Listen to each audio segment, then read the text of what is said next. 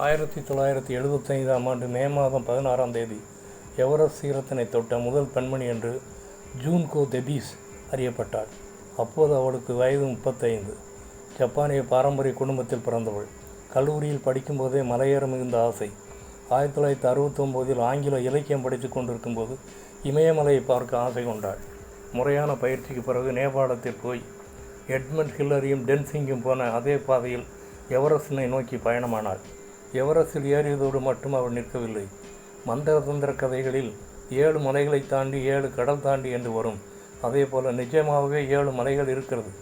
7 summits என்று அதற்கு பெயர். 1975ஆம் ஆண்டில் எவரெஸ்டில் ஏறின ஜூன்கோ மற்ற உயரமான சிகரங்களையும் தொட வேண்டும் என்று வைராக்கியமான தீர்மானம் எடுத்தாள். 17 வருடங்களாக ஒவ்வொரு கண்டமாக சென்று அங்குள்ள உயர்ந்த சிகரங்களில் ஏறுவதையே வேலையாக கொண்டாள். 1992ஆம் ஆண்டு ஆஸ்திரேலியாவின் புங்கக் ஜெயாவில் ஏறி உலகின் 7 சிகரங்களையும் தொட்ட பெண்மணி என்ற உலக சாதனை படைத்தாள். இப்படித்தான் செயல்களை நன்றியோடு நினைவுகூறும் வண்ணம் மலை சிகரங்கள் பாதுகாக்க வேண்டும் என்பதற்காக Himalayan adventure forest of Japan என்கிற தன்னார்வ தொண்டு நிறுவனத்தை நடத்தி வருகிறார். அயராத முயற்சியும் தளராத நம்பிக்கையும் கொண்டு முழு மனதோடு உழைத்தால் சிகரங்கள் கூட சின்ன எஸ்கலேட்டர்கள் தான் என்று கூறுகிறார். 1 சாமுவேல் 12ஆம் அதிகாரம் 24ஆம் வசனம். உங்கள் முழு இருதயத்தோடும் கர்த்தரை சேவிக்க கடவீர்கள். 1 Samuel 12:24. Serve Christ with all your heart. One song.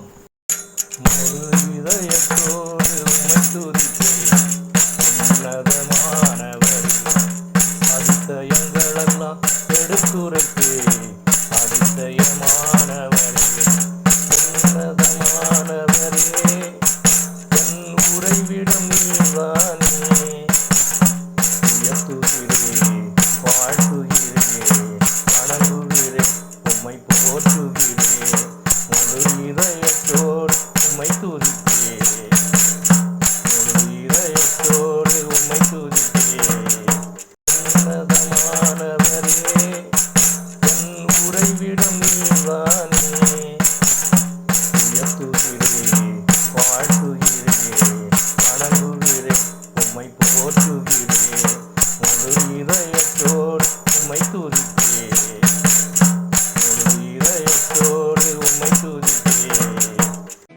ஜெபம். எங்களை நேசிக்கிற நல்ல பிதாவே, ஆண்டவரை என்னை உடைய சமூகத்தில் தாழ்த்துகிறேன். முடியத்தோடு இருதயத்தோடுமை சேவிக்க கிருபை புரிய வேண்டும் என்று எகோசுமை நாமத்தில் கெஞ்சுகிறேன் பரிசுத்த பிதாவே. ஆமென்.